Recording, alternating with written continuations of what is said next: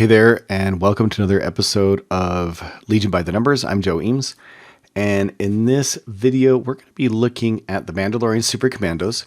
This is the second in our series on them, and we're going to be looking at outfitting them with the very first heavy, just the additional Mandalorian, that fourth Mandalorian Super Commando, and kind of look at their offensive output with that guy, look at the points difference on them, and kind of see what happens if you have that Mandalorian Super Commando and how you might outfit them and what kind of damage they might be able to do. So this is, be sure also if you like these kinds of videos to like and subscribe. I put out a lot of these, a few a week usually, and it's nice to be notified when new ones come out. So we're going to give this unit the Mandalorian Super Commando. Again, looking at training, there's some really great options here. Thinking about it a little bit, boy, up close and personal is so great because they have a great range to attack. And this gives you that dodge token at range 2, making you a lot more survivable. That one hit point, they're so tough with the red surge to defend, but having one hit point means that eventually those dice are going to blank out. And you are going to lose units. So having dodge tokens is going to be really great. And of course, you want them to have aim. So you can give them an order to give them a dodge token. But I really like this up close and personal as a way to give them dodge tokens. Of course, a lot of ways to do this. I think, again, people are going to really like giving them offensive push, but they already have aim. So I don't know if that's as great. Into the fray, it has to be range 1. I don't like that as much. Sure, maybe Hunter, maybe you're hunting down, you're kind of going anti-Jedi. I don't really think that you're going to see a lot of those. You might see the other ones. I think situational awareness will be popular on that, but I kind of like up close and personal. So if we're looking at how many points these guys are going to have, they're probably going to have something that's 4 or 5 points. Let's go with offensive push. Comms, I think it's going to be, now that we're actually like spending some real points on these guys, unless your points... you're really worried about points, emergency transponder, but the fact that you're giving up just the Mandalorian Super Commandos and not one of the big heavies means maybe you're a little tight on points. So I wouldn't be surprised if you don't do that. The super combat shields, again, boy, but look at how much we're pushing these up, and then you give them the rockets, and by that point, you might as well give them some grenades, and now you're looking at a 130 some odd point unit. So I think at least with the Mandalorian Super Commandos, we're going to look at the rockets in another episode anyway. So you might not do that. You might not do the combat shields. Maybe this is what you do, the way that you outfit it if you only have exactly that, say, 100 points. If you got a little bit more, you're probably taking one of the other heavies. So this way you can get them with at least something little. Let's just give them one upgrade, the offensive push. We're not going to give them anything else. Although we did talk about the fact that the targeting scopes are better, so maybe it's be targeting scopes instead of offensive push. Takes us to 103 points. So that's how we'll outfit these guys. Head over to our dice simulator. 103, right, was what I said. They do have that precise one because they have the targeting scopes. And now we're looking at range 3. We got 4 black and 4 white because we have 4 units instead of 3. But the great thing about these super commandos, I really like this. The base unit gives them cash surge 2. Boy, I think it would be great to see them go back and do something like this to the other core units. What a great keyword to have, and a reason to, some of them with their additional, with the heavy where it's just like something plain additional. There's not really much reason, but I like this cash surge too. So that means we're probably going to have a surge token available to us at least at a key moment. I won't put this with both surge. You're probably not going to want to spend them both at the same time. There's no reason to spend them on defense. That's the other nice thing about these surge tokens. No reason to spend them on defense because you already surge. So you're going to want to spend them on offense, maybe one at a time here. So we'll go with that surge token. Otherwise, they got the precise, and they're going to have an aim all the time because that independent aim 1. But otherwise, they just don't have any more offensive differences. So this is how we're going to outfit these guys. We're going to go against red in heavy cover at range 3.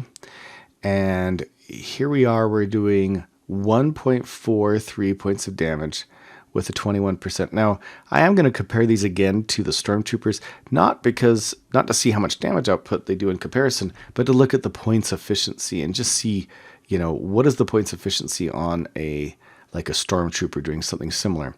So Stormtroopers, if you remember, we got 5. We got the extra Stormtrooper and the DLT. So you actually have 5 white, 2 red, with the precise 1 surge to hit. So for Stormtroopers, it's going to be 5 white, 2 red, surge to hit, precise 1. And these guys are 76 points. They're probably going to have an aim a lot of the time as well. So if we get them in, there's a lot of ways in the Empire to get aims out. So if we do it this way, we need to do that against red heavy cover. There we go. You could see the points per hit is actually quite a bit cheaper. So Stormtroopers are a lot cheaper points per hit than the Mandalorians are, but there's so many other things that the Mandalorians give you. The red surge to defense, so a lot better. Range, speed 3 movement. The ability to get aims and defense, jump 2.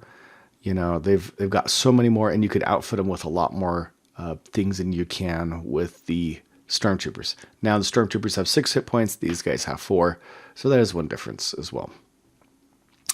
But that's kind of your points difference for those guys, using them just at that range. So let's look at just a couple more scenarios. We'll go back to our Mandalorian Super Commandos. Let's go to white, search to block. We'll go with like light cover there. And now you're doing like 2.5 points. And then what if you go up against B1s that are not in cover? White, no surge with no cover.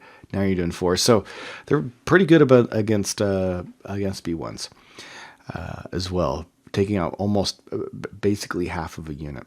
Let's go back to the original one. He's against red heavy cover, but now let's go to range 2 instead of range 3. So we're going to get rid of those 4 white, add 4 more black, and this will also help us look at what the melee is like. So we're doing 1.5 points.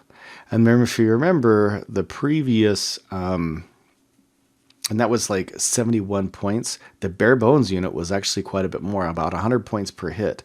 So these guys are actually a lot more efficient. Giving them that extra unit, if you have the points, makes them a lot more efficient on shooting into heavy cover. But what happens, I just reset everything. So going to range 2, red, heavy cover, let's run that. Now we go from 1.4 to 2.0. The efficiency per hit went up quite a bit, 51 instead of 71, getting us actually better than the Stormtroopers, who were at 60 points per hit. So they're a lot. Getting a range 2 really makes them a powerful unit.